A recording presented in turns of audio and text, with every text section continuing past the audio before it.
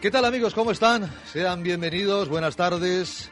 Les habla Ricardo Aparicio desde Barcelona, pues para todo el mundo, para ese lugar donde usted tenga bien escucharnos, sintonizarnos, bien ahora mismo en directo a través de Facebook, bien en diferido cuando ustedes quieran.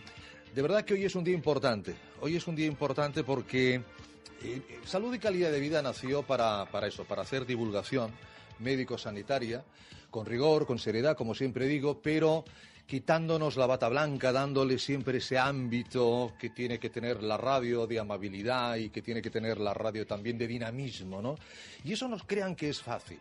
No es fácil encontrar a veces quienes te ayudan a hacer ese trabajo. Yo lo tuve muy fácil el día que conocí al profesor Gascón, al profesor Pere Gascón, que es una autoridad mundial en oncología. Y para mí hoy es un placer y un honor dar la bienvenida a este nuevo Salud y Calidad de Vida.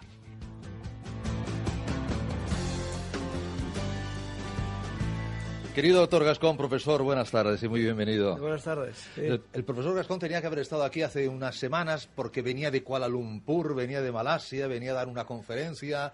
Fue imposible por tema de agendas, luego se volvió a ir al Cairo, se marchó no sé a dónde más. O sea, ¿cuántas veces ha dado usted la vuelta al mundo divulgando, enseñando? No sé. Conscientemente una. Conscientemente. Conscientemente que sabes que das la vuelta, ¿no?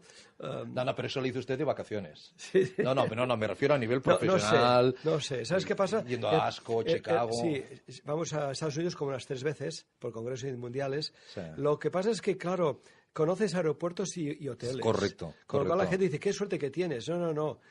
Fíjate que fui a Kuala Lumpur, New Delhi, Dubái, Barcelona en 3 días. En 3 días, con lo cual no tienes ni tiempo para tener el jet lag. No, lo bueno es que las hormonas... Porque vas con la... No cambias ni el reloj. No cambio, no. Es lo que te aconsejan. Pero mira, te acostumbras, ya duermes en el avión como aquel que nada, con tu casa. Sí. El profesor Gascón ahora mismo es consultor senior de oncología médica del Hospital Clínico, del que fue jefe de servicio durante muchísimos años y es profesor titular en la Universidad de Barcelona. El profesor Gascón también es un hombre que, además de ser un excelso oncólogo, también tiene los títulos estudiados en Estados Unidos, es decir, titulación norteamericana, de medicina interna y de hematología. Médico internista, hematólogo y oncólogo. El hecho de ser médico conocer todo el cuerpo en general, no ser, permítame la expresión, profesor, entiéndame lo que quiero decir, no ser miope, sí. De una sola patología, sino tener el cuerpo humano en conjunto. Usted en alguna ocasión me ha dicho que le ha ayudado mucho en su práctica médica. Sí, esto es muy importante. En Estados Unidos, por ejemplo, quien manda más en un departamento es el jefe de medicina interna y debajo de él pues hay hematólogos, oncólogos, endocrinos, neurólogos, todas las especialidades, hasta el punto que contratar a un jefe de medicina interna del departamento a veces tarda 3 años, porque allí esto es muy serio. Claro. Porque depende de quién tú contrates, será el futuro de ese hospital o universidad, porque engloba todas las especialidades. Y por desgracia, en España nos estamos cada vez separando más. A veces es un poco la vida actual que cada vez nos hacemos más monográficos, ¿no? Nos reíamos nosotros cuando en Estados Unidos era el especialista del dedo pulgar. ¿Te acuerdas que nos reíamos, no? Señor, Pues estamos viviendo un poco aquí. Sí. Y esto en medicina es muy importante, porque es importantísimo saber todo el cuerpo humano, porque los enfermos de oncología, sus efectos secundarios son de medicina interna. Problemas de infecciones, problemas de neumonías, problemas de dolor, etcétera, etcétera. Por lo tanto, el tener una buena base de medicina interna te ayuda muchísimo en el día a día de tus enfermos. Y eso se está perdiendo. A mí me da mucha pena porque en España estamos perdiendo la medicina interna. ¿Y sabes por qué? Porque no es glamurosa, ¿sabes, no? Lo que es glamurosa es ser especialista en pulmón, cáncer de pulmón, especialista en cáncer de mama. Pero el ser médico internista, que es la base, el esqueleto de la medicina, no está en sus mejores momentos. Pues muchas veces, gracias a los conocimientos de la medicina interna, se ha podido descubrir en estadios tempranos, muchas veces, un cáncer. Doctor Gascón, se lo comentaba el otro día antes de vernos. Premio Nobel de Medicina 2018. James Allison, Tasuku Honjo, por sus avances en el cáncer a través de las inmunoterapias. Es una palabra, es la gran palabra en ASCO, en Chicago, lleva 2 años hablándose de la inmunoterapia. Sí. Es decir, yo creo que a nadie le ha sorprendido que el premio Nobel recayera en estos dos expertos oncólogos, ¿no? Y eso a Allison lo conocí, Sí. lo cruzaba con él porque lleva muchísimos años. Al japonés lo he visto dando sus charlas, pero Allison se lo merecía. Lo que ha pasado es, fíjate que desde hace unos 60, 70 años, todo el mundo confiaba que la curación del cáncer vendría por el sistema inmunológico, ¿no? Sí, sí. Claro, hemos conquistado con las vacunas, con los antibióticos, con el sistema inmunológico, muchas enfermedades. Pero, ¿qué pasa? Lo que la gente no nos hemos dado cuenta es que el cáncer se origina de una célula nuestra, no un virus o una bacteria.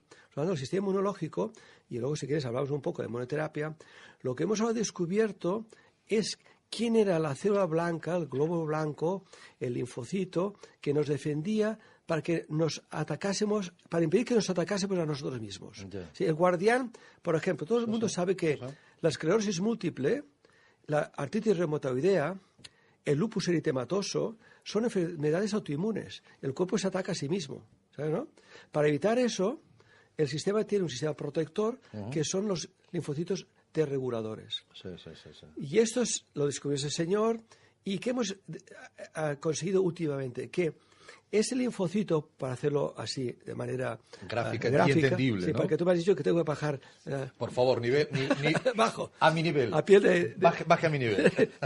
Imagínate, ¿no? Entonces, tenemos un 1% de los glóbulos blancos que están para protegernos que nos atacamos a nosotros mismos, ¿no? Entonces, nuestro cuerpo resulta... Imagina un cáncer de hígado. Hay unas células que empiezan a proliferar, las cancerosas, pero son de hígado. Y empiezan a molestar las de alrededor. Esas se quejan, ¿no? Como un vecino, se queja porque este está... Me estás invadiendo mi campo. Sí, me está molestando, hace ruido. Entonces, se crea una inflamación. Y entonces, la médula ósea ve una inflamación y enviar más soldados, más glóbulos blancos, a ver, con policías. ¿Qué pasa allí, no? El ejército del cuerpo, a ver. Más inflamación. La inflamación estimula el crecimiento del cáncer, eso lo sabemos, ¿entiendes? Y llega un momento que ya está todo, las células revoltosas rodeadas, pero entonces viene el general y dice, oye, no ataquéis, son mis células. Son unas hijas de su... pero son mis células, ¿me entiendes, no? Son las ovejas negras. Las ovejas negras, queda mucho mejor, sí, más políticamente correcto. Entonces, se para el ataque, y eso es lo que nos ha pasado siempre. ¿Qué ha pasado? Que ese señor y otros, y el japonés, han descubierto que los linfocitos, que eran los generales que abortaban el ataque, los podemos inhibir ahora con anticuerpos monoclonales, con inmunoglobulinas, dirigidas a esta célula porque la tenemos caracterizada, la tenemos identificada. Vamos con fármacos que no son tóxicos, hablaremos de las toxicidades, bloqueamos al general, entonces todo el ejército ataca. Y es muy curioso porque así como la quimioterapia en 2 semanas, como es tóxica y destroza las células, la inmunoterapia es una regulación. No ves los efectos a las 2 semanas, ves los efectos al mes, 2 meses y 3 meses. De hecho, cuando yo empecé en el clínico con el melanoma, con la inmunoterapia, fuimos de los pioneros en España, teníamos respuesta a los 4 meses, cuando ya teníamos la toalla casi. Y decíamos, es que si tenemos la toalla, ¿qué le damos más al enfermo? Aguantamos un mes más. Y este mes veíamos que todo desaparecía, ¿entiendes?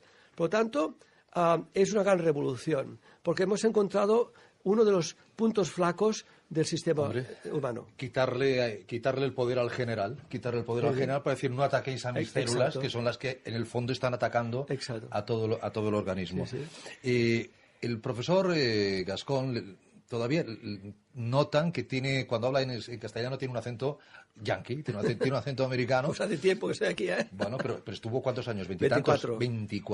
¿Compartiendo despacho con cuántos premios Nobel? Bueno, compartiendo despacho no. Tenía uno al lado mío y había 3 en el edificio. Había 4. Bueno, 4 que con los que no, me encontraba. No, es muy bonito, porque la gente es muy sencilla. Fuera uno que siempre estaba viajando. Eso es que le iba a preguntar. Son premios Nobel, pero van absolutamente... Sí. Mira, me los encontraba en la cafetería con su zafata, ¿no? Cogiendo cosas y decía, pasa, antes mío, ¿no? Sí, y una cosa que yo nunca me he olvidado, para la plaza que tuve en el National Institute of Health, una de las personas que me entrevistó es Marshall Nirenberg, premio Nobel de Medicina del 68. Por lo tanto, tengo el gran honor que no una beca de la Caixa, ¿no? Que me entrevistó. Y yo ya tenía 24 años y, ¿de acuerdo? Tenía que tomar Fortasec, ¿entiendes? Pues me lo pasaba muy mal. Sí. Me lo pasaba muy mal. Y aquellos 40 minutos me han marcado en mi vida. porque el señor... 40 minutos, 40 minutos que marcan una vida. Marshall Hilbert, para escogerme de los 6 que cada año escogían el NIH, ¿no? Entonces ese señor me respetó como si fuese uno más de ellos. Yo me quedé paradísimo, porque pensé que yo venía de la España jerárquica, que hablar con un catedrático nunca podías, y mirarlo a los pies, no a la cara, ¿me entiendes? ¿No? Año 68. Entré en la facultad en 68, estás hablando de los 70, cuando yo estaba en la facultad. No, todavía estábamos en la dictadura Sí, aquí en España. Sí, entonces vengo de un sistema totalmente jerárquico, cerrado, que al catedrático no podías dirigirte a él jamás, y me encuentro con un premio Nobel que quiero discutir unos resultados con él del laboratorio y me dice, siéntate. Sí, vente pasado mañana. Y ahora muy divertido. Me siento con él, le explico todo mi resultado y dice, ¿quieres que diga una cosa? No tengo ni zorra idea de esto.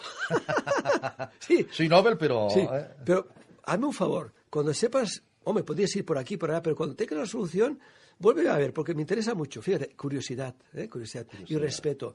Él creo que me vio a mí como cuando él era estudiante. Seguro. Porque eso es lo que es un docente. Un docente es la persona que se entrega en cuerpo y alma a la docencia. Eso es lo que es un docente, y además eso es una persona con la inteligencia suficiente, que es la que le ha llevado sin duda alguna a ser premio Nobel. Lo que ahora, siquiera hablamos de la inmunoterapia, pero usted en Kuala Lumpur dio una charla que, totalmente renueva la oncología.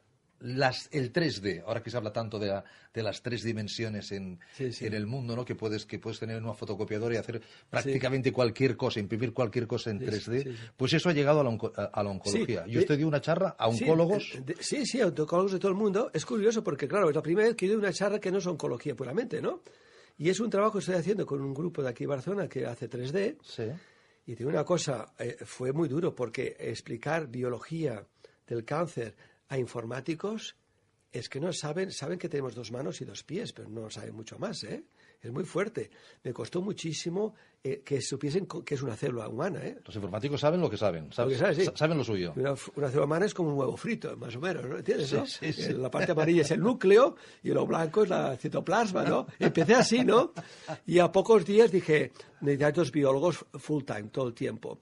Y eso lo vio alguien de los organizadores del Congreso Mundial de Cáncer, y ellos nos invitaron, y di como 20 minutos una charla que es dar cualquier, ya no solamente cáncer, pero en cáncer es mucho más difícil, esos mecanismos de acción de las células, de los tratamientos, la angiogénesis, las metástasis, en 3D, ¿sabes, no? En 3D, con movimiento, con una voz en off, y ves cómo las cosas se van interaccionando, la célula interactúa con una sustancia, con otra célula. Es una pasada, es precioso, pero cuesta años llegar a algo de calidad. Porque les dije yo a la empresa, digo, tenemos un peligro, que puede ser Disneylandia, ¿sabes? Yeah. Haces como un cartoon, ¿no? Y la gente se puede reír. Tenemos que hacer una cosa muy seria.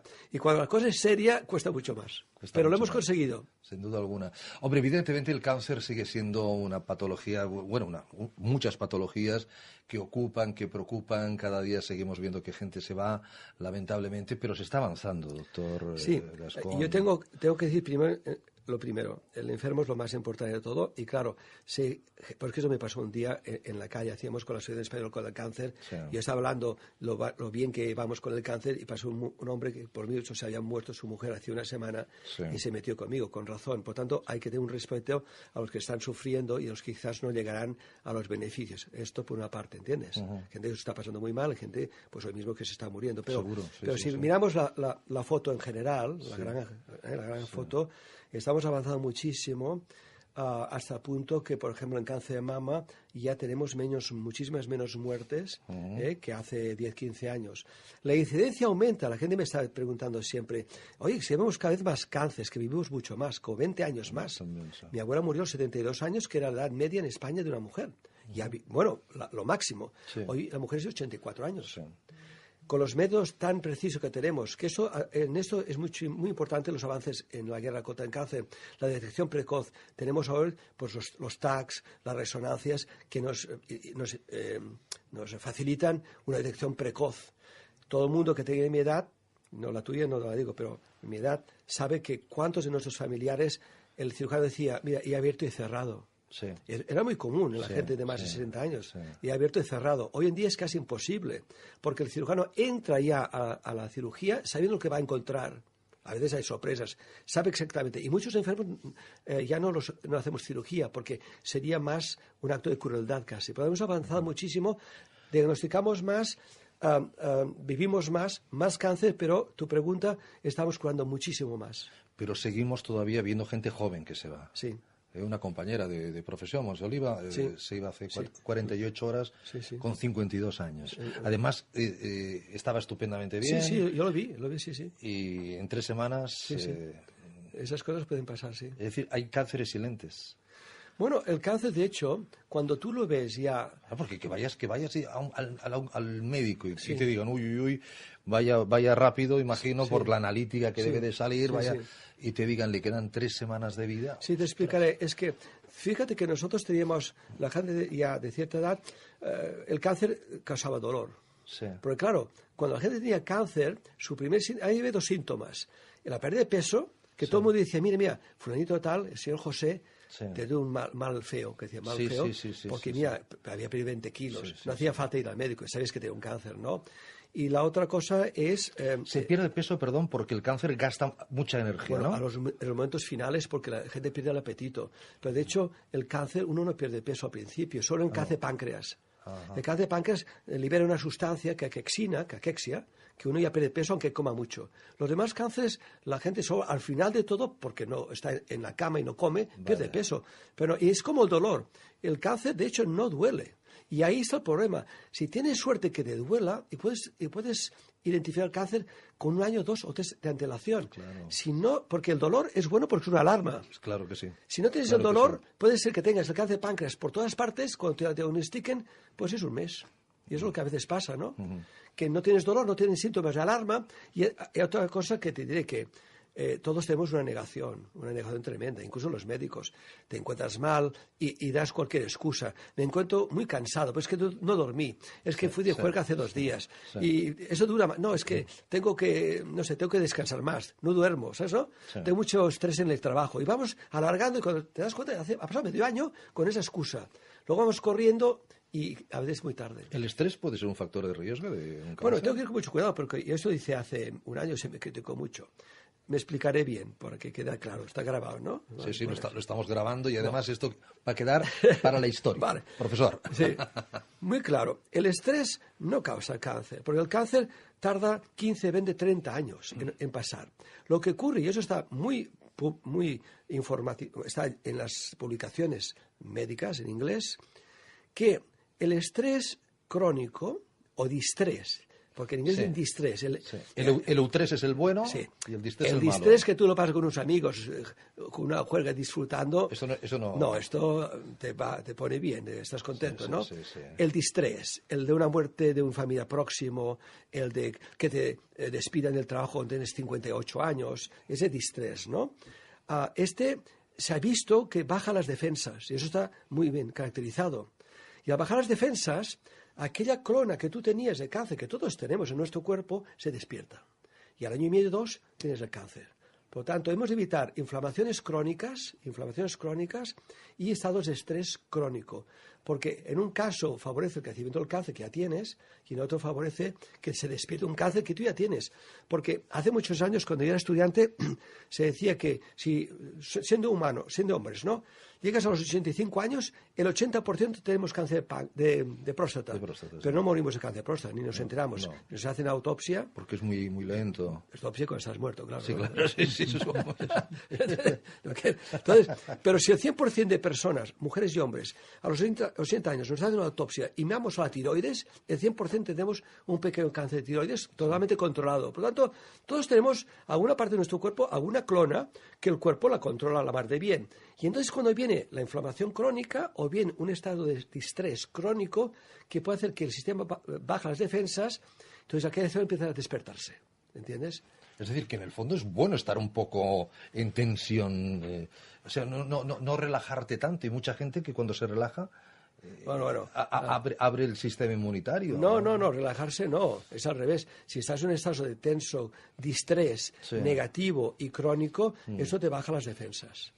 Cuando vas a estar relajado, no te digo a hacer la flor de loto, no te digo a ti encima de la mesa haciendo la flor de loto, No, más bien pero no. es bueno. De hecho, Sí, la relajación es buena. no, te digo una cosa, en todos los estudios ya de Estados Unidos, los grandes centros del cáncer tienen una parte que dice técnicas antidistrés. Sí. Y te aconsejan o hacer yoga o meditación o qigong, etcétera, para bajar el distrés, porque el estrés se ha visto que es inflamatorio. Es que si te digo que cuando estás estresado estás liberando adrenalina, sí, y tienes taquicardia y pulsaciones, sí, es que todo el mundo lo acepta. Sí. Pues cuando tienes estrés hay 8 o 9 sustancias que se liberan y esas no son buenas.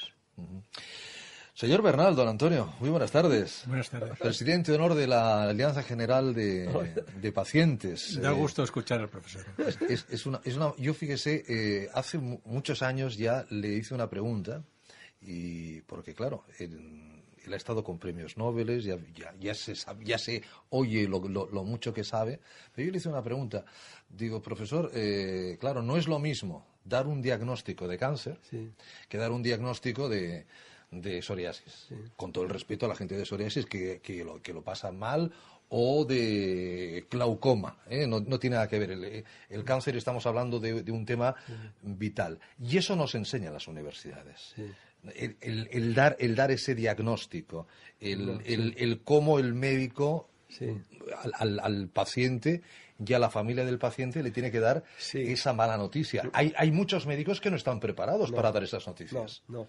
Ese es un problema que fíjate, yo venía 24 años en Estados Unidos, que me formé siempre ahí, acabé la carrera, me marché, y piensa que los Estados Unidos tienen la fama de ser brutos. Brutos, sí.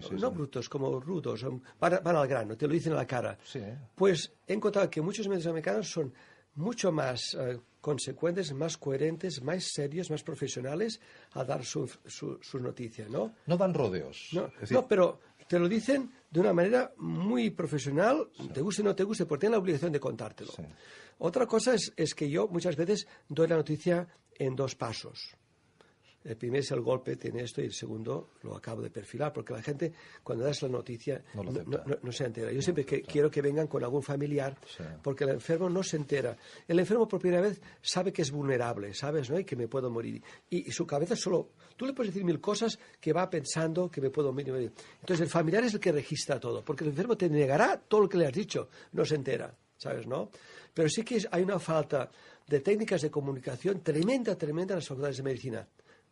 Por suerte, que hay algunos decanos que empiezan a darse cuenta de esta falta de comunicación. Digo esto porque tenemos aquí una información de que 500 médicos especialistas han participado desde el pasado jueves en la 34ª reunión nacional de la sección de Oncología Ginecológica y Patología Mamaria de la Sociedad Europea de Oncología Ginecológica, con motivo del Día Mundial del Cáncer de Mama, y lo que estaban reclamando es especialistas en psico-oncología para mejorar la atención a los pacientes, señor Bernal. Sí, sin ningún lugar a dudas. Estamos hablando de una patología. Los pacientes llevamos muy mal esa palabra que sigue siendo una palabra tabú para muchas familias, que es la palabra cáncer, ¿no? Aún muchas veces, incluso en los medios de comunicación, se lee murió tras larga enfermedad. Sí. Todavía se lee.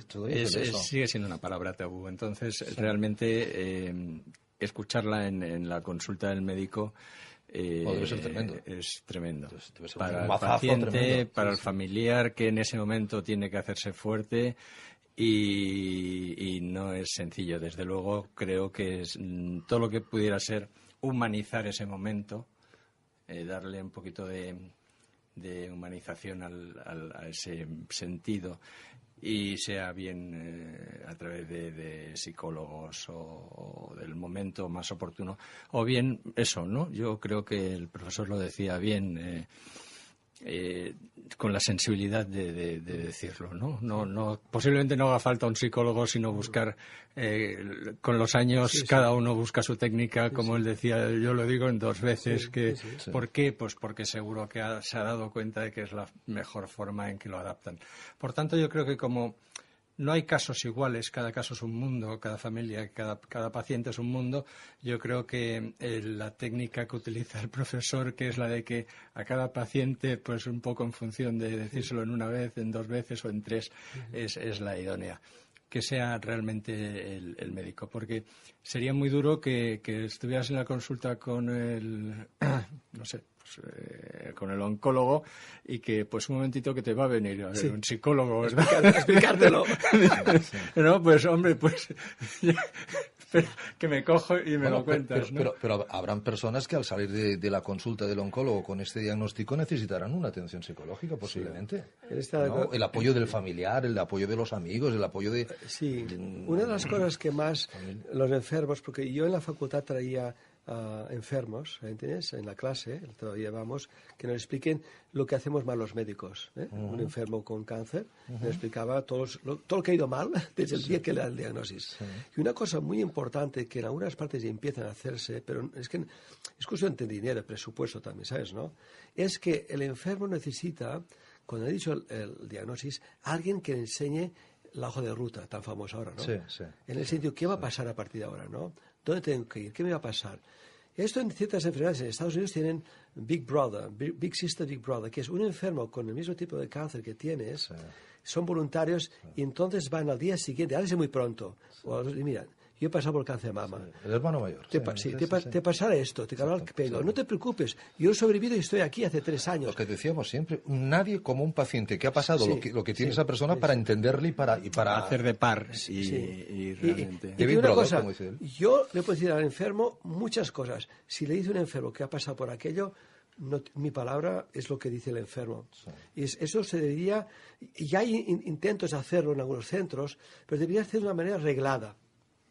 Entonces, Big Brother o Big Sister, el hermano mayor, debería ser muy importante. Sí. Fíjense, mañana vamos a hablar con los buenos amigos del Hospital de San Juan de Dios, porque se ha puesto la primera piedra de ese gran Cancer Center del Hospital de San Juan de Dios. Claro, fíjese, ahí hablamos de niños. Sí, eso es horroroso. Ahí hablamos de... Claro, cuando la noticia te dicen que tu padre de 90 años tiene cáncer, pues hombre, te sabe mal porque es tu padre, pero... Lo aceptas. Pero lo aceptas porque es una ley de vida y porque, bueno, si no sería de... Cuando hablamos de gente joven, 40, 50, pero ya cuando hablamos de niños, profesor Gascón, el oncólogo pediátrico... Es horroroso. Bueno, no, horroroso no. Tiene que tener no sé, primero una pasión para tratar de curar. Tiene que ser tan vocacional. Sí. Yo tengo una cosa, es una pregunta interesante. Yo me formé con el Hershey, que era uno de los grandes médicos de trasplante de médula ósea. Sí. Y no me desvío. Se nos murió el 50% de enfermos. Gente de 30, 35, 40, que entraban con la maletita, con pelo y con niños. Sí. Clase media, porque el trasplante halogénico es de gente que esté muy bien, ¿no? Y un día le hice la pregunta, y esto viene de los pediatras, digo, Bob, ¿cómo puedes soportar 50% de mortalidad? Es que es horroroso. Dice, tienes razón. Fíjate 2 cosas, que yo no vengo cada día, yo no estoy en las trincheras cada día, porque me quemaría, estáis vosotros. Las enfermeras, muchas, al cabo de 1 año o 2, piden cambiarse el lugar. Pero piensa que el 100% se nos morirían. Curamos el 50%, y eso es gracias a nosotros, la enfermería, vosotros y yo. Por lo tanto, tenemos que ver que curamos el 50%, si no el 100% estaría muerto. Con los niños es igual. Piensa que hoy en día en la leucemia, el 90% se curan con leucemia linfoblástica en niños pequeños. Sufres mucho porque ves sufrir a los niños. Pero San Juan de Dios, que es un hospital que yo conozco mucho, es espectacular. Porque ponen payasos. El payaso acompaña al niño a la cirugía. Es decir, que es un hospital para mí emblemático, ¿no? Perros también, le ayuda el cariño de una mascota, de un perro, como una mascota. Sí, perros que están previamente también entrenados, por tanto, ¿no? El pediatra ve esto, que su función, se le van a morir niños, va a sufrir mucha gente, muchos niños, pero ya ve que hay una recompensa con muchas curaciones, ¿no? Y eso es lo que son las vitaminas del médico. Bueno, pues el profesor decía, él veía el vaso medio lleno. Exacto, sí. Se mueren 50, pero no. Se murieron el 100. Sí, hemos salvado a 50. Exacto. Vamos a quedarnos con eso. Sí, exacto. Y dentro de un año serán 52, 48, 54, 46. Y eso es lo que te ayuda a seguir. Usted a veces me decía, hoy he leído que hay un nuevo fármaco que se está, además aquí en Valdebrón, en Barcelona, que se está estudiando ya en fase 3 avanzada, que permite que el cáncer de ovario, que el otro día hablábamos con la presidenta de ASACO, usted lo conoce muy bien, que permite supervivencia a 3 años, Sí, sí. a 3 años vista. Y usted una vez cuando le pregunté si estos pequeños avances eran importantes, me decía, y tanto, Muchísimo. porque en estos 3 años podemos Sí. Sí. descubrir algo más Sí. que a lo mejor alargue otros 6 meses. Sí, sí. Y en esos 6 meses puede haber, ¿no? No, has de ver siempre el enfermo, sin engañar al enfermo, Sí. la luz al final del túnel. Eso es. Si el enfermo ve que el médico tira la toalla, se te marcha otro médico. Claro. Porque tirar la toalla has perdido la empatía. El médico nunca tira la toalla. Y yo te digo, muchas veces yo tengo segundas opiniones porque han visto que su médico ya no sabe qué hacer con él y han tirado la toalla. Y entonces, no es que busquen la curación, porque el enfermo tampoco es tonto. Quiere que tenga un médico empático que le ayude hasta el final, ¿comprendes, no? Con un cordón umbilical, ¿no? Sí, y buscan muchas veces esto. Pero ahora que dices esto de la segunda opinión, en cáncer es donde más se demanda, evidentemente, en cáncer y en patologías graves, donde más se demanda la segunda opinión. Hombre, a mí me cuesta creer que un oncólogo se equivoque y diga que hay un cáncer donde no lo hay, ¿no? No, o es un tipo de... A lo mejor se puede equivocar en el tipo de cáncer o cómo... No te explicaré. Sí, pero es muy fácil, es humano, lo entenderás perfectamente. Es humano. Si yo tengo un cáncer, yo no soy médico, y ese médico me cae muy bien, y es un centro muy importante, pero oye, y si se ha equivocado. La segunda opinión piensa que, al menos la General de Cataluña, acepta una segunda opinión en otro hospital. Sí. Tú has de estar totalmente tranquilo que tu oncólogo, aunque sea una muy buena persona, también es un gran oncólogo, ¿sabes, no? Entonces, muchas veces la segunda opinión no es por el enfermo. Los familiares dicen, oye, vamos a otro para asegurarnos que ese tratamiento es el mejor, ¿sabes, no? Porque va a tu vida.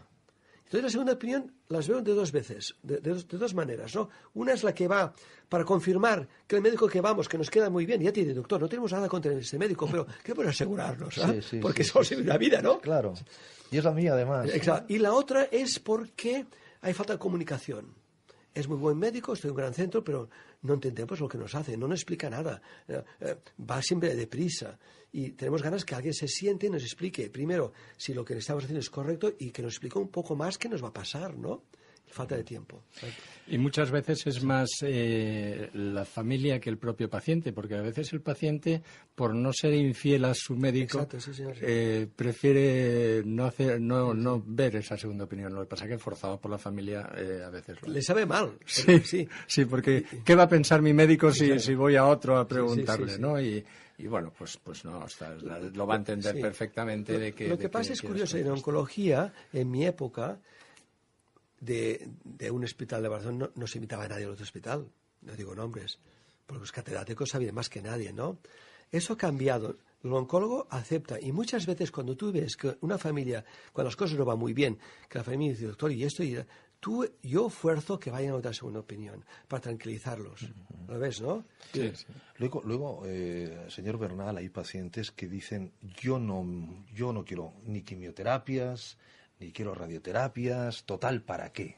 Prefiero no tener los efectos secundarios y lo que me quede, oye, pues hay otros que se aferran, ¿no? Y dice lo típico, ¿no? Yo al bicho lo voy a curar, ¿no? Desde el bicho, ¿no? Al bicho yo, esto vamos, me cueste lo que me cueste, lo voy a curar. Y realmente también vemos gente conocida que, bueno, va superando, hay recaídas, pero van superando y ahí todavía están contándolo. Eso depende de la rebeldía del paciente, depende... Eso, cada uno toma su decisión en función de que su cuerpo ya es el quien decide, ¿no? Sí. Sería más comprensible la opción de decir yo no quiero nada porque le han dado un periodo de vida pues corto y ha dicho yo no quiero que me martiricen más. Si le han dicho ya que realmente el tiempo ni que se me caiga el pelo, ni estar aquí en estas sesiones tan largas, ni luego estar una semana prácticamente en cama, ¿no? Es una opción y sin embargo, de todas formas, yo creo que la que prevalece es la de decir vamos a luchar hasta el último momento, porque es que cada día sale una noticia nueva sobre nuevos medicamentos, sobre medicamentos ya personalizados para un paciente en concreto. Y eso pues hay que jugárselo y hay que estar aprovechando, como decía el profesor antes, aprovechando siempre hasta el último momento, y si podemos alargar 2 meses, vamos a alargarlos porque en esos 2 meses puede salir otra cosa y vamos a... Ahora ya no le pregunto como oncólogo, sino como Pere Gascón, que conoce muy bien el cáncer. Usted diría, no, luchen hasta el último minuto, hagan caso a su oncólogo hasta el último minuto, porque hasta el último minuto podemos vencerlo? Vamos a ver, yo he visto en Estados Unidos la quimioterapia el día antes de la muerte. Esto no, eso se llama encarnizamiento, ¿no? No, claro, ya tenemos unas pautas clarísimas cuando el enfermo ha perdido mucho peso, está encamado, y llamamos grado 3. Llegamos a paliativos, supongo, sí, ¿no? Grado 3, entonces tú vas a hablar con el enfermo de una manera muy clara. Mira, la medicina no te puede dar, porque hay una cosa muy importante. Yo siempre digo, el médico es como un escultor que tiene arcilla. Mientras yo tenga arcilla, yo puedo reparar la nariz, las orejas, ¿no? Pero aquel enfermo que está encamado, que ha perdido mucho peso, su sistema inmunológico no funciona. Y aunque le dé el mejor fármaco del mundo, ya no funcionará. Por lo tanto, si he perdido ya la arcilla, entonces es paliativos. Entonces, en este momento uno va a ser el médico muy honesto, y entonces hablar con él, con la familia. Mira, en el momento actual no podemos ofrecer nada, pero te aseguro que tú no vas a sufrir y vas a estar hasta tu último día en una calidad de vida lo más buena que puedes hacer. Que eso es importante, la calidad y eso de vida. Es duro comunicar al enfermo, muy claro. duro, ¿eh? La inmunoterapia, vuelvo a la inmunoterapia. Sí. ¿Qué camino, qué ilusión nos abre la inmunoterapia? Mira, no es que esté de moda porque sí, porque realmente ha hecho un impacto tremendo. Yo tengo un ejemplo. Hace unos 5 años me viene un enfermo de Castellón. Uh-huh. Lo trajo de la oreja un gran amigo mío ahora, que es el esposo de una paciente mía que está curada. Y cuando tú curas a un enfermo, tú eres Dios. Claro. ¿Me entiendes, no? Y más de cáncer. Sí. Y más de cáncer. Y esto nos pasa a todos. Y tú te pones un poco nervioso, pero claro, tú los has curado. Y ese señor era un gran amigo de este señor que tiene un pequeño hotel en Castellón, que no quería, tenía melanoma metastático, lo habían tratado en Valencia, uh-huh. y le llamaron, oye, vente que el doctor Gascón, que es como Dios, te va a curar, ¿no? Más o menos así, ¿no? Que a mí me pone muy nervioso, pero es humano. Sí. No quería, no me engañéis, y tiro la toalla, ya soy mayor, tenía 64 años, así. Total, que este amigo sí es que es un amigo, pacta con la familia, va a Castellón con su coche, lo cogen, es un secuestro, con la familia, con la mujer y el hijo, me lo traen a mí, todo pactado, hablo con él, y entonces lo traté, fue el primer enfermo que traté con inmunoterapia de melanoma. No estaba todavía en España aprobado, pero tengo un amigo catalán, Toni Ribas, que está en Los Ángeles, que soy muy amigo, estuvo en mi laboratorio, que era pequeñito él, Uh-huh. Nos conocemos de mucho. Es de las personas más famosas del mundo de melanoma, Toni Ribas, en Los Ángeles. Sí. Entonces a mí me digo, Toni, ¿tienes algo? Y dice, hombre, tengo algo importante. Te voy a enviar un enfermo. Oye, que le va a costar mucho y tiene que saber inglés, no te preocupes. Lo envío. Sí. Al mes me venía ese señor con las 2 maletitas, ¿no? Lleva 5 años. Y iba cada 3 o 4 meses de revisión con inmunoterapia. Este señor haría 5 años, estaría muerto sí o sí con melanoma. Por tanto, contestando a tu pregunta y siendo más corto, yo he tenido los primeros casos espectaculares con ese señor. Sigue regentando ahora su hijo, el hotelito de un pueblito del Castellón. Espectacular, porque estaría muerto, te aseguro. Metastático, melanoma metastático, muerte. Sí. En melanoma, grandes avances, como un 40% ya de respuestas completas, estabilización de la enfermedad como otro 30%. Es total que un impacto tremendo en personas que se nos morían en menos de un año, y melanoma que normalmente afecta a gente bastante joven. En cáncer de riñón, lo mismo. En cáncer de bufeta urinaria. De vejiga, sí. De vejiga urinaria, sí. Y luego, últimamente, hace 2 años, en cáncer pulmón. Hace 2 años, hoy es el último día del Congreso Europeo de Cáncer, yo estuve hasta ayer, uh-huh. en Múnich. Uh-huh. En el año pasado, 70% de respuestas en cáncer de pulmón sumando la quimioterapia con la inmunoterapia. Esto en cáncer de pulmón era increíble, no se conocía. Piensa que, yo tengo mi edad, pero cuando yo era residente, en cáncer de pulmón era o cirugía o radioterapia. No había ningún solo fármaco. Sí. Hoy en día en cáncer de pulmón, lo primero que te piden los oncólogos que hacen pulmón, quiero la genética. Uh-huh. Porque seguro qué mutación pueda tener. Sí. Le doy una cápsula o 2 al día, y durante 1 año y medio, con una cápsula, el tumor del pulmón se reduce y desaparece. Luego, cada año y medio, 2, vuelve a reaparecer. Con una cápsula tratamos el cáncer de pulmón si tiene esta mutación. y con los que están en son los tratamientos a la carta que siempre habíamos hablado, que es a lo que pasa que cada persona es diferente, ¿no? Lo que pasa es que estamos empezando. Se habla mucho, pero estamos yendo, pues no estamos allí. Y el problema con el cáncer es que es muy costoso todo, ¿no, doctor? Bueno, no, nosotros es muy costoso, pero tenemos que estar y tenemos que defender a tope, con lo que sea, con las uñas y los dientes, la sanidad que tenemos en nuestro país. Claro. Porque una cosa, una cosa, un tratamiento de un cáncer en el MD Anderson te puede costar $500,000 de euros. Una primera visita te puede costar 60.000 euros. Y si los tienes, te atienden, y si no los tienes... Exacto, porque yo tuve recientemente un caso así. Tienes que depositar el dinero por delante, con un banco a su cuenta. Y te van sacando, como Las Vegas, te van sacando el dinero, hasta que te quedas... no sabemos lo que tenemos aquí. Y yo te digo una cosa, cuando yo llegué, parece ser que existía. Yo querría que volviese, porque si tú no sabes lo que te cuesta, no le das aprecio. A mí me contaron, que esto no lo he visto, que cuando venía una persona al clínico, iba a intensivos, salía y decía, mire, esto le ha costado tanto, no se asuste, es gratis, pero... Eso le saldría por 52.500 euros. Esto es lo que le ha costado a la sociedad, a la sanidad pública, es su tratamiento. Y diría, pues entonces estaría todavía más contenta de lo que tenemos. O al menos más sensibilizado de que... Los impuestos van para eso. Exacto. Hay que defender esto, hay que defenderlo. Exacto. Y ahora no aparece porque parece que aquellas cosas dicen que estos los derechos, no sé qué pasó, que eso se ha eliminado. Yo querría que el enfermo, cuando sale de un hospital público, supiese lo que ha costado su tratamiento para que diese más valor de lo que tenemos. Lo que es gratis no se valora. No se valora. Lo que es gratis no Lo se decía valora. Freud. Por muy bueno que sea. Freud cobraba, y mucho. Claro, porque si no se valora.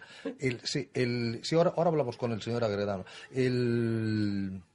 El gran objetivo es la metástasis, doctor Gascón. Sí, porque morimos de metástasis. Claro. Si fuese tumor... el primario, ¿no? El primero. No. Cirugía y fuera. El problema es la metástasis. Hemos avanzado mucho y estamos en los inicios de dar tratamientos ya, en el momento del tratamiento, ya tratamientos para la metástasis. Yo pienso que estamos entre 3 a 5 años que empecemos ya a tratar la metástasis desde un inicio, en aquellos enfermos con alto riesgo de metástasis. Pero fíjate una cosa, hoy en día hacemos una cosa importantísima. Gente que tenía metástasis en el hígado, incluso en el cerebro y en el pulmón, hoy en día la sacamos si son quirúrgicamente asequibles, ¿no? accesibles, ¿no? Las quitamos, con lo cual aumentamos la supervivencia. Antes tú tienes una metástasis en el cerebro, nadie te la quitaba. Ahora, si es accesible, la sacamos. Yo tengo enfermos con 2 o 3 metástasis en el pulmón, la sacamos. Porque fíjate una cosa importante, cada metástasis actúa como tumor primario, va enviando células a otras partes. Pero si las podemos sacar, menos células que van. Y es curioso que la célula cancerígena no muere, ¿eh? Por eso es cancerosa. Se sabe todas. Eso es Darwin puro. Es una célula nuestra. Lo que decía antes. Pero si pudiéramos que las sanas tampoco murieran, ¿no? Pues estamos aquí. El anti-aging. El anti-aging, Eso sí que es caro. Eso sí que es caro. El anti-aging. Este señor no ha llegado donde ha llegado de casualidad.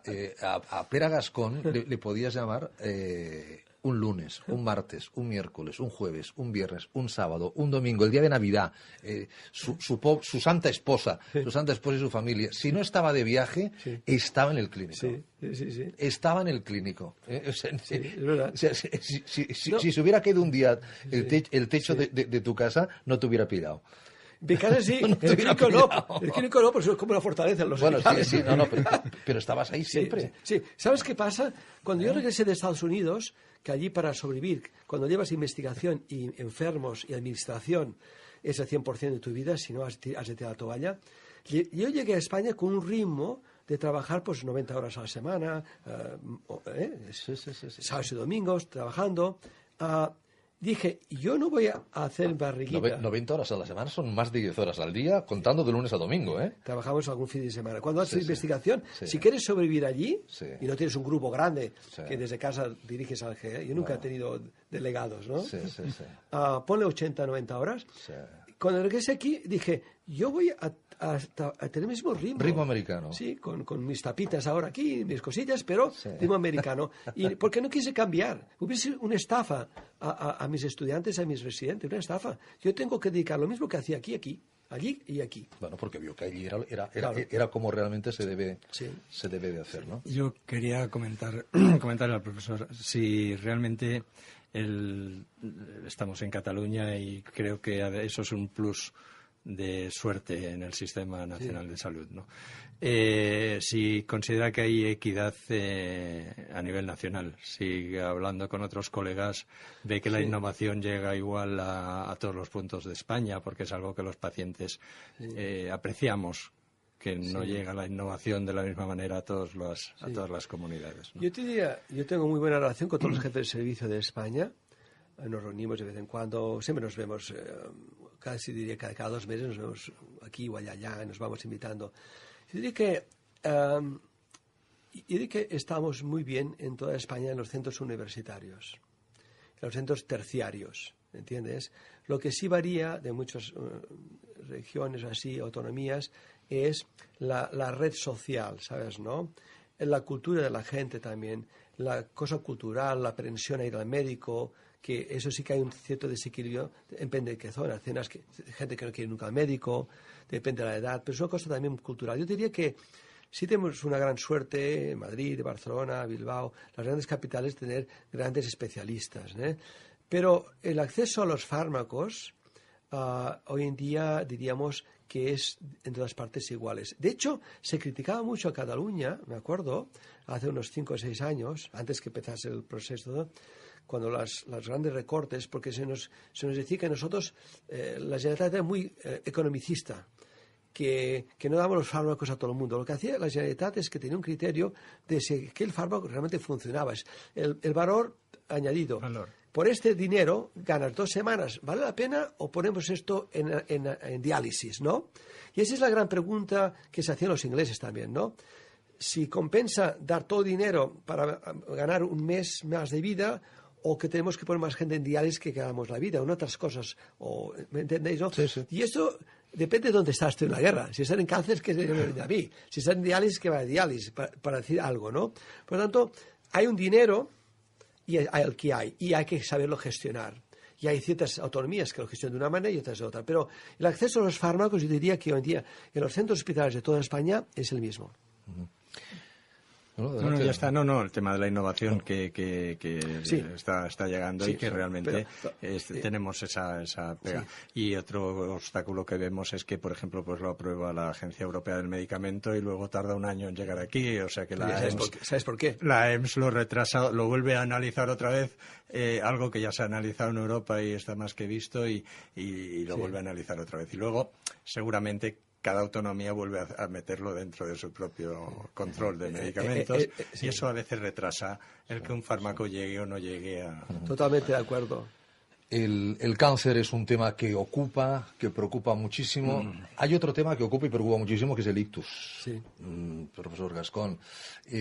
Vamos a saludar a un buen amigo también del señor Bernal, que ha superado 2 ictus. Ya nos lo contó en su momento, ha superado 2 ictus que le dieron en un término muy corto de tiempo, en 12 horas aproximadamente, tuvo su rehabilitación, y hoy presentaba la campaña Ictus y Mujer, porque la mujer ahora vuelve, es decir, por el tabaco, dice usted. Bueno, y otras cosas. Y otras cosas, ¿no?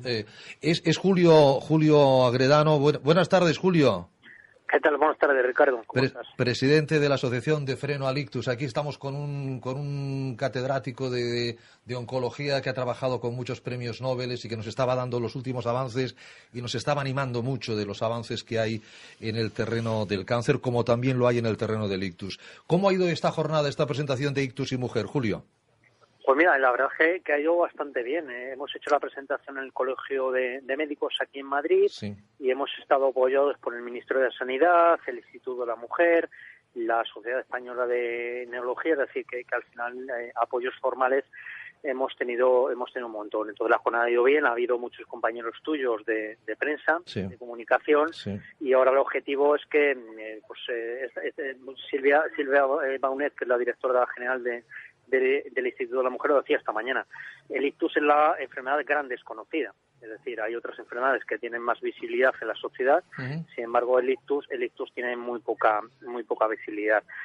Ya no solo por la dimensión, el impacto en mortalidad que supone, que tú lo has dicho perfectamente, primera causa de muerte en la mujer es el ictus, sino también que es una enfermedad que, como otras, te puede matar, pero si no te mata, te discapacita, Claro. Entonces genera un drama personal, social y familiar muy fuerte alrededor del entorno. Entonces hemos estado hablando de este proyecto, va dirigido específicamente al colectivo de mujeres, en 2 líneas. Primero, para intentar reducir de alguna forma ese impacto que tienen las mujeres, impacto en cuanto a mortalidad, impacto en cuanto a la consecuencia, que es más grave que la consecuencia en mujeres que en hombres, la repercusión, la gravedad de las secuelas, y luego la mujer también como pilar fundamental de esta sociedad. Es decir, al final es la que sustenta la sociedad, la familia, los entornos. Entonces, gracias a ella como multiplicadora de la información, podemos conseguir que al final pues poquito a poco vayamos cambiando la tendencia, que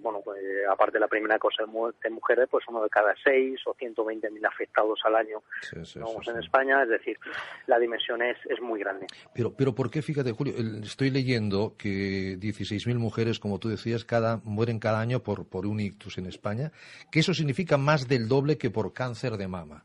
Y del cáncer de mama, evidentemente, el viernes fue su día mundial, el viernes pasado se está hablando mucho y me parece muy bien que se hable, y además está aquí el doctor Gascón, que ahora decía que se está curando muchísimo cáncer de mama. Es decir, con el ictus, ¿qué está ocurriendo? ¿Qué está ocurriendo para que la mujer en este momento esté en estas cifras tan alarmantes?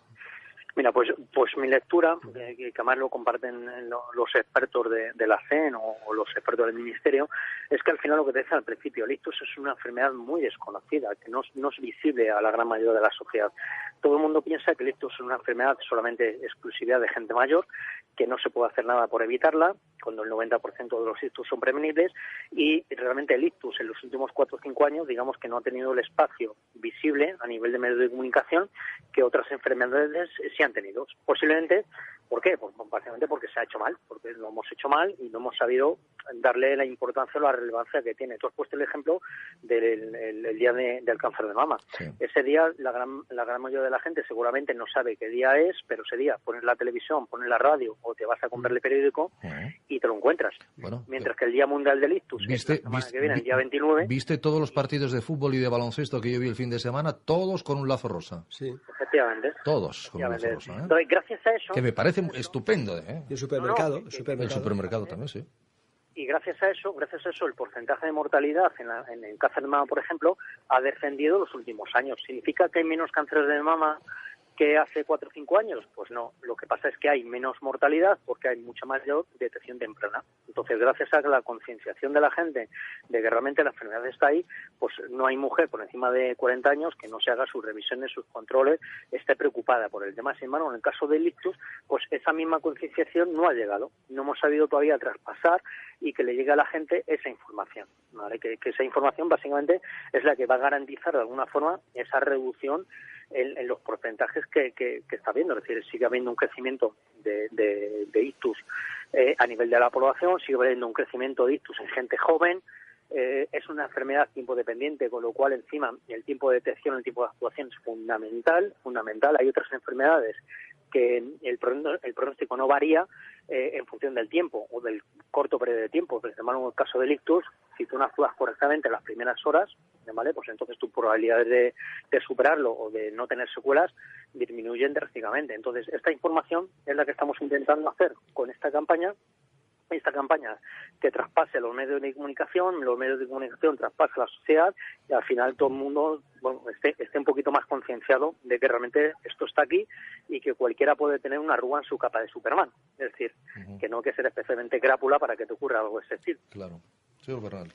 Hola, Julio, un abrazo. Soy Antonio Bernal.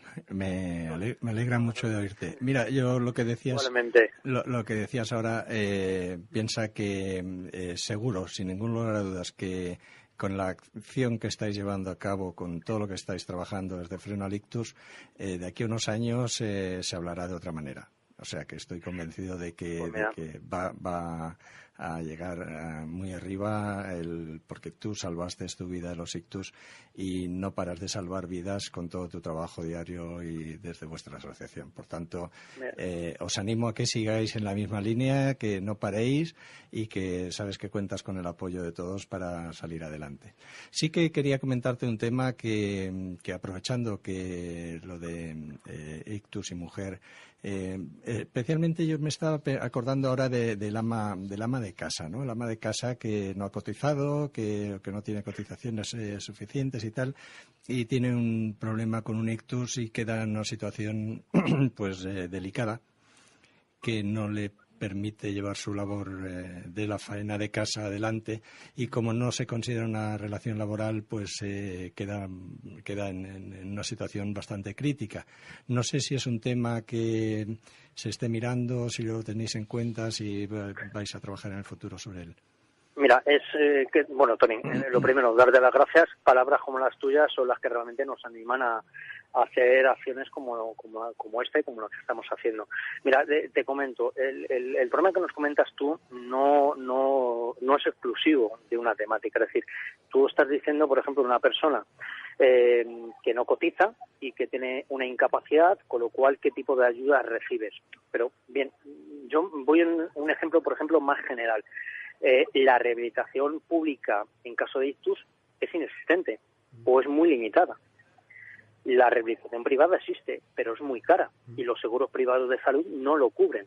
¿Qué significa eso? Que estamos ante una enfermedad que genera un grado de dependencia o de secuelas muy altos y que la única forma de recuperar poquito a poco esas secuelas es en base a la rehabilitación, y sin embargo esa rehabilitación no está accesible para todo el mundo, ¿vale? Entonces, esa inequidad que existe con otros temas, o lo que está comentando tú de cómo podemos acceder una persona que no cotiza a una serie de ayudas sociales. El problema es el mismo. El problema es que nadie conoce esto. Nadie conoce la enfermedad. Es decir, obviamente los profesionales sanitarios, claro que sí, claro que tienen información, pero a nivel institucional esto ahora mismo no le aprieta en el zapato a nadie. Es decir, hay enfermedades, hay patologías que tienen mucha más visibilidad, mucha más prensa, y gracias a eso se han conseguido dotar recursos al sistema para apoyar este tipo de situaciones. Sin embargo, en el caso de ictus, ahora mismo a nadie le duele. Como a nadie le duele, desde arriba no se toman acciones. Entonces, la única forma de que desde arriba, o al menos lo entiendo yo así, que desde arriba se tomen decisiones en favor de, es que nos movamos los de abajo. Y es lo que estamos intentando hacer desde Frena Ictus. Es decir, nosotros lo que estamos intentando es informar, comunicar, y cuanto más gente haya con información suficiente que pueda coger y hablar con el de enfrente, pues entonces entre todos conseguiremos que haya más recursos. Pero el caso que tú cuentas no es el único caso, ¿eh? No es la inequidad del sistema. La inequidad del sistema en caso de tratamiento de ictus es brutal, es brutal. Julio, una cosa, ¿el tema de la rehabilitación es un tema social o sanitario? ¿En qué capítulo lo pondrías? Sanitario, claramente. Sanitario. Y luego lo que pasa es que la mala rehabilitación o la no rehabilitación tiene un impacto social. Yo creo que la otra vez que hablé contigo, Ricardo, lo comenté. Yo hablo, por ejemplo, de un sistema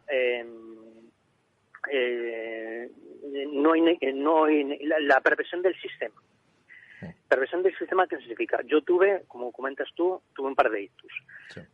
Yo estuve de rehabilitación durante un año, a 4 horas día, 4 horas, a 45 euros hora.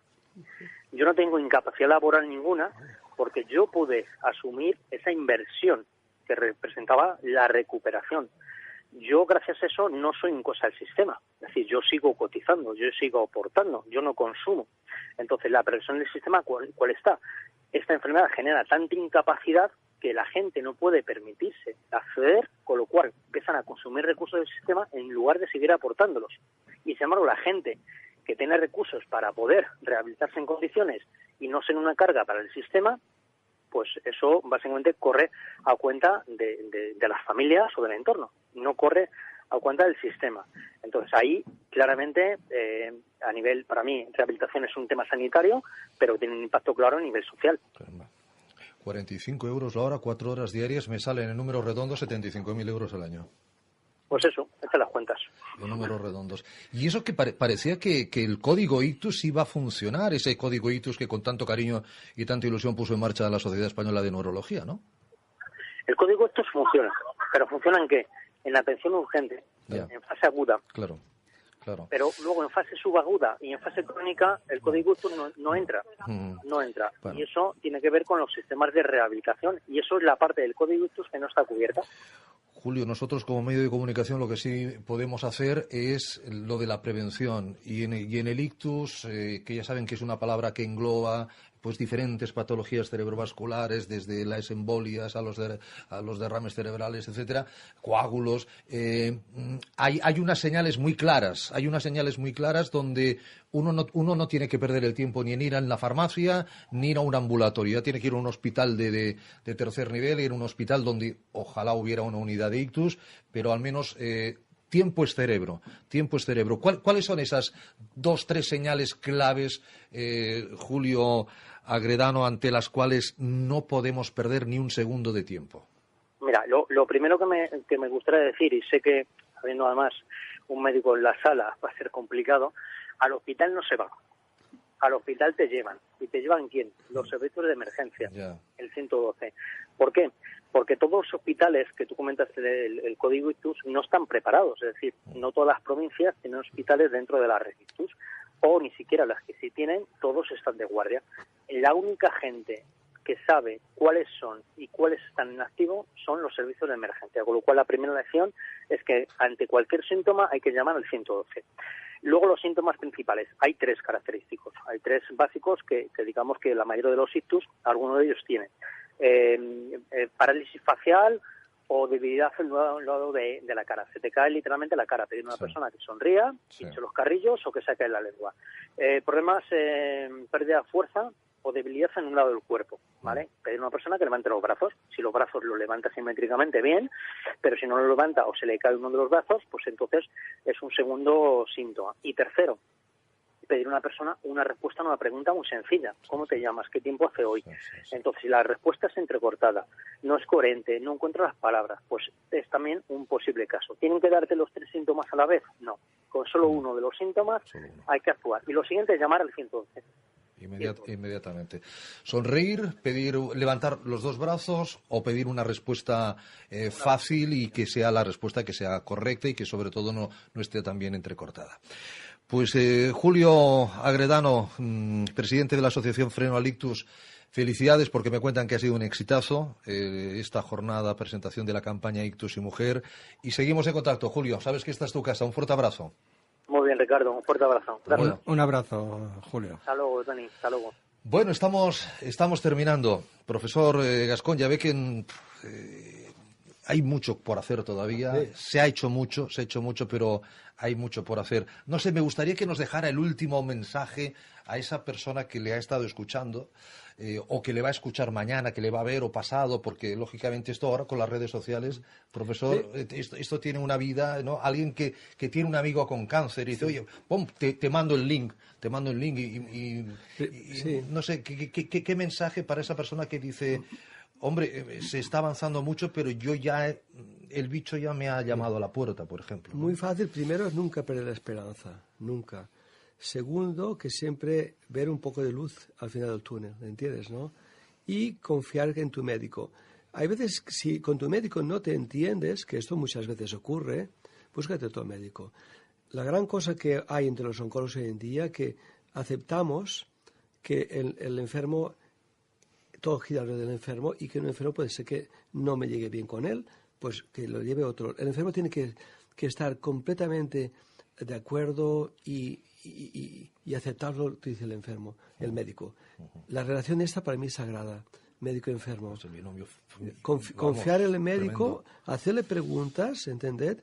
Y siempre nunca tirar la toalla, nunca, ¿entiendes?